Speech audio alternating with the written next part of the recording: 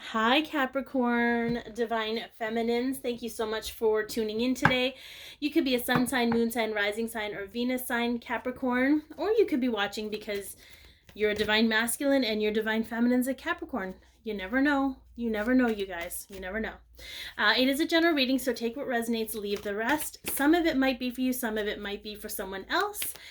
And if you like Capricorn videos and twin flame videos, and this helped you, definitely hit the subscribe button. I highly suggest hitting that with the bell so that you can be notified when I post new videos.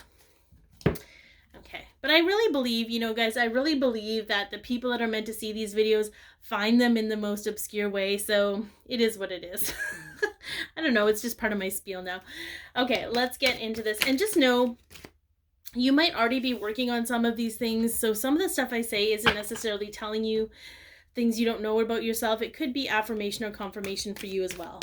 Okay, so what are you healing while you are currently in separation? Wow, let's just throw that right off the table. Ooh, Goddess of the Moon.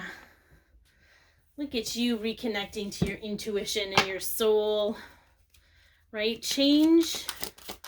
A peaceful change that brings more knowledge of self, and I really love that.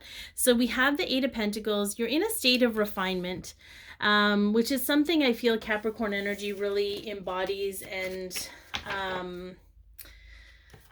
it's something that you can ground yourself in, is skill and practice and exercise.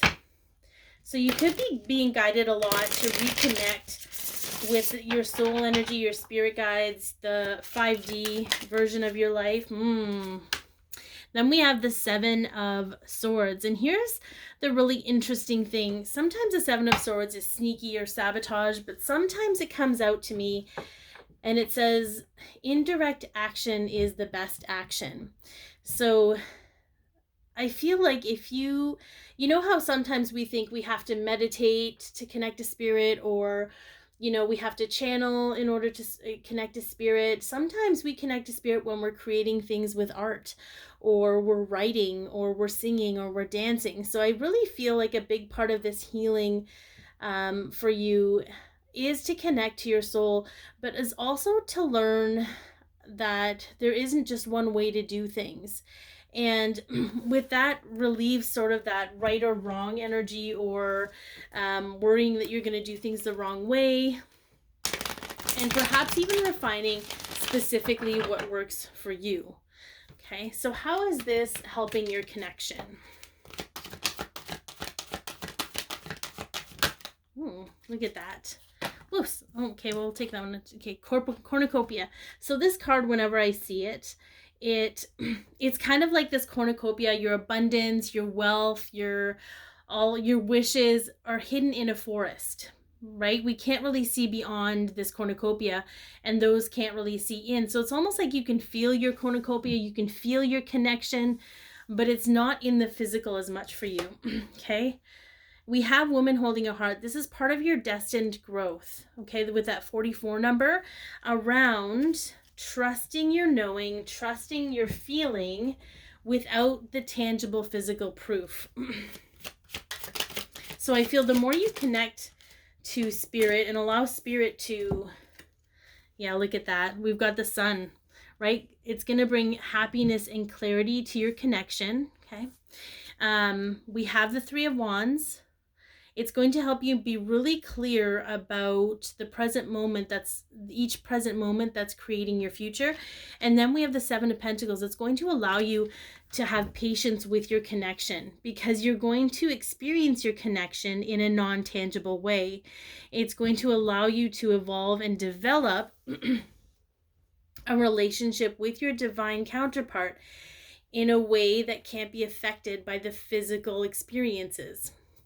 So I think it's going to really create stability, and it's going to allow you to actually experience this abundance in a different way. Okay, and that makes room for it in the physical. When we constantly come back to the physical with our connection, we almost shrink the space that we give it in life. Like we limit it in some way. So Just know that everything you're doing at this moment is helping create the expansion for this physical union. And we're going to get into how it's actually benefiting your physical union. Okay, look at that. Yeah, we have solar plexus, so third chakra, Archangel Shamuel. I don't know if I'm going to say that right.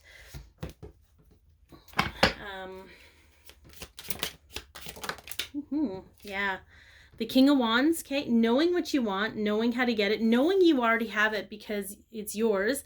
And then we have the Devil, okay? So because the Devil represents Capricorn in the tarot deck, I'm going to say this is less about codependency. Codependency makes us insecure about who we are, yes. But I really feel like this is going to help you secure who you are, so that you're solid in your physical union, that you are an equal to your divine counterpart, that you feel worthy of their love. Because when we connect to our soul, our intuition, our gifts, the purest form of who we are, it's void of all of those conditionings that made us feel like we're less than. All of those events and things that we experienced in the world in our past lives that made us feel like we aren't worthy. It's void of all of that. So the more you connect with that, the more you allow your spirit guides, your higher self, to show you who you truly are, you're going to be able to stand in your own power with your divine masculine in a loving kind way, without feeling like you're less than or fear. There's, it's going to really help boost your self-confidence in regards to the connection. Okay.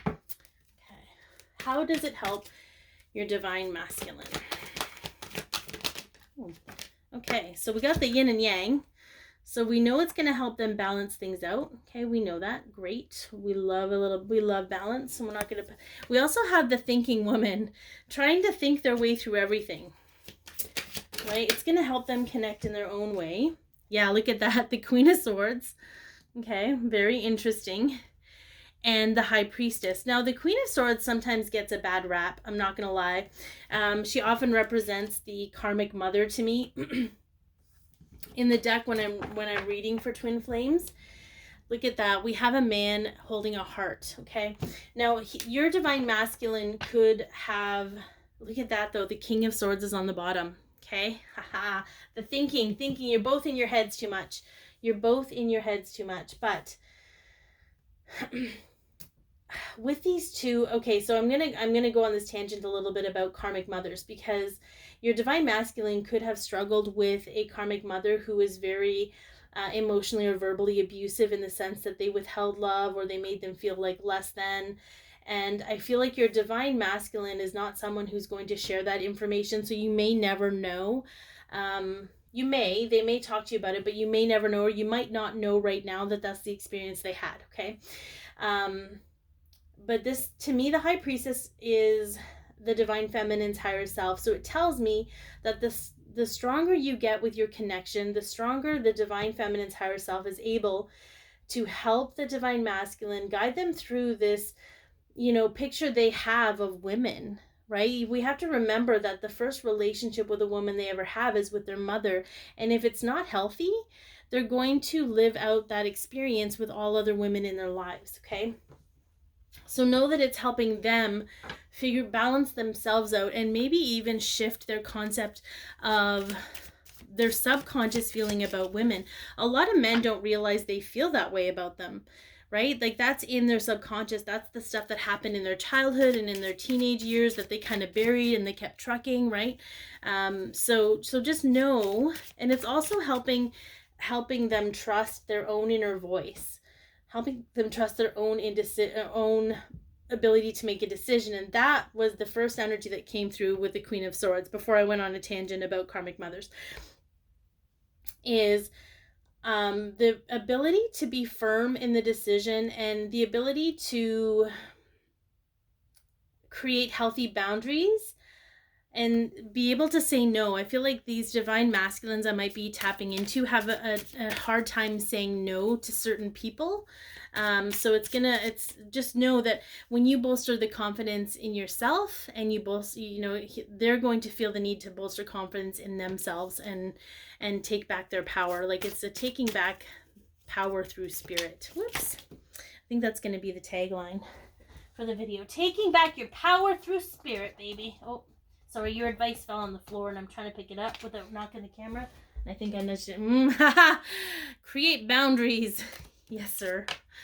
The Seven of Wands asks you to mind the energy that's affecting you or is recognizing that you are. This card is sometimes about needing to defend yourself and maybe take the high road. You could be getting caught up in low vibe drama or low vibe emotional energy of other people. Create a healthy boundary for yourself so you can feel better while traversing through this terrain. So I create an energetic boundary that only allows love from others in. So I strongly believe that when we connect to our higher self, to our self-guidance team, to the light beings that we're meant to work with in this life and in this journey, we are really solid in our own energy, and it creates space for things to feel that way in the physical. So I hope that this has helped, guys. Be your peace, love yourself, share your light, and have an amazing day.